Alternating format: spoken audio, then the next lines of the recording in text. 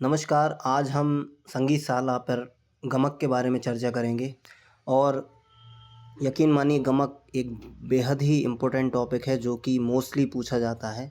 तो प्लीज़ इस वीडियो को एंड तक देखें और अपने दोस्तों को शेयर करें या जो तैयारी कर रहे हैं उन्हें ज़रूर शेयर करें। ठीक है, गमक के बारे में समझते हैं।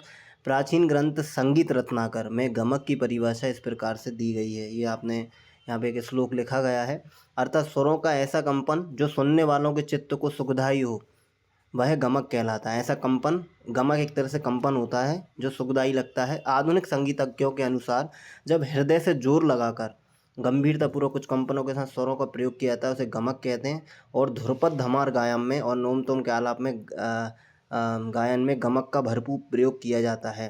कोई भी गायक कलाकार कोई गायक कलाकार ख्याल गायन में भी गमक की ताने लेते हैं। तो ध्रुपद धमार गायन में और नोम तोम के आलाप में गमक का सबसे ज़्यादा उपयोग होता है। तो ये क्वेश्चन बन सकता है, लिख लीजिए आप। संगीत रत्नाकर में गमक। अब संगीत रत्नाकर मतलब सारंग देव जी ने जो संगीत रत्नाकर ग्रंथ लिखा है उसमें 15 प्रकार के यहाँ पे गमक बताए गए हैं।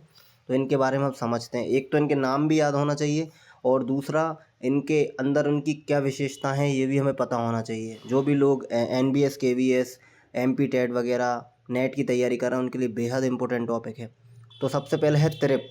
यह कंपन मात्रा का काल का होता है और इसमें स्वरों को वेग के साथ कंपित करते हैं। मतलब त्रिप मतलब यह कंपन जो है मात्रा काल का होता है और उसमें स्वरों को वेग से, मतलब वेग यानी तेज गति से करते हैं, जैसे सा, इस टाइप से, है ना। स्फुरित कंपन, सॉरी स्फुरित गमक। गमक के इस प्रकार में कंपन काल का कंपन का काल मात्रा का होता है। वर्तमान में इसे गिटकरी कहा जाता है। वैसे क्वेश्चन बनता है कि स्फुरित गमक को वर्तमान में क्या कहा जाता है, तो रे और सा। ठीक है। कंपित यह कंपन मात्रा काल का होता है, इसे आजकल खटका कहते हैं।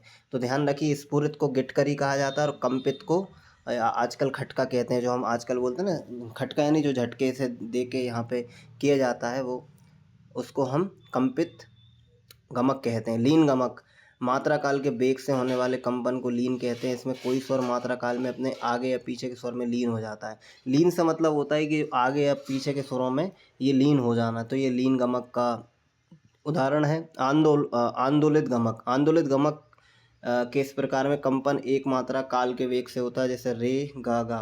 प्लावित गमक, इस गमक के प्रकार में स्वर को मात्रा काल में आंदोलित किया जाता है।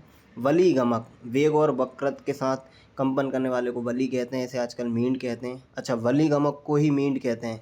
ये ऐसे क्वेश्चन घुमा फिरा के वो देते हैं, हमारे माइंड को थोड़ा सा परेशान करने वाले सवाल बना के देते हैं। कुरुला, वली में ही स्वरों को घनता के साथ उच्चारित किया जाए तो वह कुरुला गमक हो जाएगा। यानी वली और कुरुला लगभग सेम होते हैं। वली में ही स्वरों को घनता के साथ उच्चारित किया जाए तो वह कुरुला गमक कहलाएगा। इसे वर्तमान में घसीट कहते हैं। घसीट किसको कहते हैं? कुरुला को। वली किसको कहते हैं? मींड को कहते हैं। तो ये क्वेश्चन बनते हैं। मुद्रित, जब मुंह बंद करके गमक ली जाए तो मुद्रित कहलाती। गुम्फित, जब हृदय में ओंकार की ध्वनि से गमक उत्पन्न किया तो ये गुम्फित गमक कहते हैं। त्रिभिन्न, जब तीनों स्थानों को जल्दी छूकर चौथे स्थान पहुंचा तो त्रिभिन्न गमक कहते हैं। इसे रे सा नी सा। आहत, जब किसी स्वर से अगले स्वर को छूकर मूल स्वर पर लौटा जाए तो उसे आहत गमक कहते हैं। इसे रे सा सा। उल्लासित, जब शीघ्रता से स्वरों को आरोह क्रम में गाया बजाया जाए तो उल्लासित गमक कहते हैं। नामित, जब स्वर मींड की भांति चलकर अपने स्थान से नीचे हो जाए तो उसे नामित गमक कहते हैं। इसे गारे। इसी तरह नामित की उल्टी गमक ली जाए तो उसे रेगा, तो उसे नामित गमक कहते हैं। मिश्रित गमक, उपरोक्त गमकों में जब दो या दो से अधिक गमकों का मिश्रण प्रयोग किया जाए तो उसे मिश्रित गमक कहते हैं। ठीक है। यद्यपि वर्तमान समय गमक का प्रयोग प्राचीन ढंग से नहीं किया था। खटका, मुर्की, जमजमा, सूत, मींड आदि के रूप में गमक का प्रयोग कंठ तथा वाद्य संगीत में किया जाता है। तो ये हमारी आज गमक कंप्लीट होती हैं। इसके अलावा भी और भी गमक होती होंगी, मुझे नहीं पता, मुझे जानकारी में नहीं है। लेकिन मोस्ट ऑफ जो इम्पोर्टेंट गमक है वो ये पूछी जाती हैं और सारंग देव जी ने इसका बहुत अच्छा विशेषता के साथ यहाँ पे बताया गया है, सारंग देव जी के द्वारा उनके ग्रंथ संगीत रत्नाकर में। तो कैसा लगा आज का ये वीडियो? ज़रूर शेयर करें, लाइक करें, कमेंट करें। Thank you so much.